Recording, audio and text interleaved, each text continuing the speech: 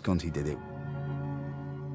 You know, the Bowie-Eno-Visconti dynamic has been one of the most creatively successful relationships, I think, in the business. In Berlin in 1977, Visconti and Bowie teamed up with synth legend Brian Eno and the avant-garde King Crimson guitarist Robert Fripp. They worked together to produce Bowie's seminal album, Heroes. I love Tony, and Heroes is a particularly great song. Bowie has had amazing tracks and amazing ears and amazing production ever since the beginning, because he's in the room with people that are on a high level when it comes to their musicality. And it just makes an interesting mix. David Bowie was on top of his game when Heroes came out. And the producer's obligation is thus to make a record that continues this artist's tradition and doesn't take too sharp of a left or right turn. It was a brilliant work of art. Heroes is a good example of a producer using the mixing console as an instrument and tool, because all those levels have to be set, but how you set them does have quite an impact on the way that you hear the song. In a TV exclusive, Tony is going to give us a masterclass in production. By returning to the original stems of the title track, he is going to show us how he layered and produced the song that would become a Bowie classic. This is what I'm going to play you, the basic track, when we had Dennis Davis sitting on drums, Carlos is in the room with his guitar, and the piano player is David Bowie. These are the drums. And we have George Murray on bass. That's it. We're going to build up Heroes on top of this. Now, the first cool sound, I guess, would be Brian Eno said, okay, let me have a few passes with this little synthesizer he carried around in a briefcase. So here we have mixed synths.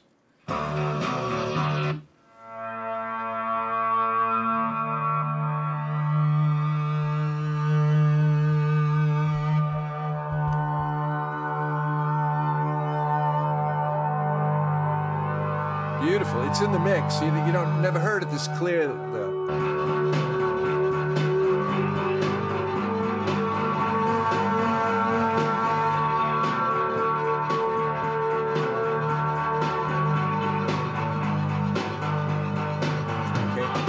So another thing David added to this, there was in those days there was some primitive string synthesizers. It's called a Solina string synthesizer. So this is, David played this part.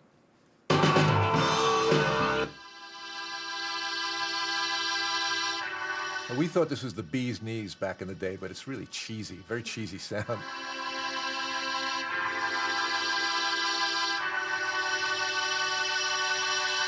Okay, so I'll put that into the mix. Okay.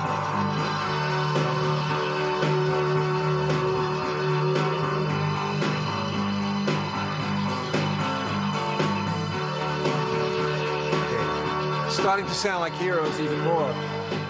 We invited Robert Fripp to come to the studio. And he comes and lays down 3 tracks. So we have this, we have this.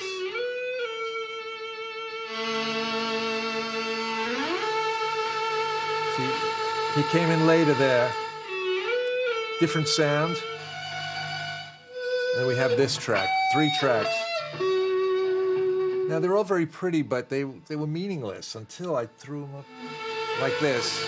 3, the 3 together. And I had to do some judicial mix balancing in the mix, you know. But we always had this constant Fripp thing going all over the place, like it was like a celestial Fripp sound. Okay. Now, let's see, there was one other thing that David played. He had this instrument called a Chamberlin, which was a more advanced mellotron. The Chamberlin and the mellotron were early samplers. You know, these really were real musicians, but the sound quality wasn't great. So if you can go up to the part where the brass comes in, Aaron.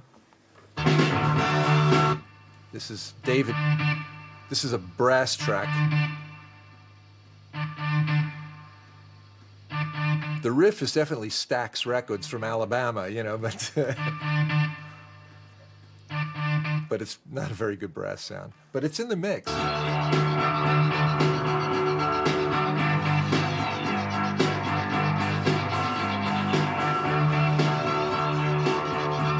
Okay, we only had one track left for the vocal. So I set up a mic in the middle of the room to capture how the sound travels that far, you know, maybe 15, 20 feet. And then I set up a third mic in the rear of the room where it travels the whole length, probably 50 feet. And David was on this end of the room with a close mic in front of him. We had this ability in those days to put an electronic gate on a audio signal. So I put an electronic gate on the middle microphone and the distant microphone and set them to a specific threshold where if David sings loud enough, he'll open the microphone. If he sings quiet, the microphone won't open and you'll just hear this sound in front of him. So at the beginning of the song, you'll only hear one track. And if you'll solo that track at the verse 1, please. I will be king. See, there's no reverb on that. And you will be queen. Stop. So verse 4, if you go to verse 4, now he's working the middle mic and the end mic. I will be king. And you will be queen. Okay, take the solo off. Oh, nothing will drive them away. We knew at that point that we had a great song. In the minute, I think David says, "That'll do." It's Out by then. out by then, he says. Want to do it one more time? Out by then. That sums it up.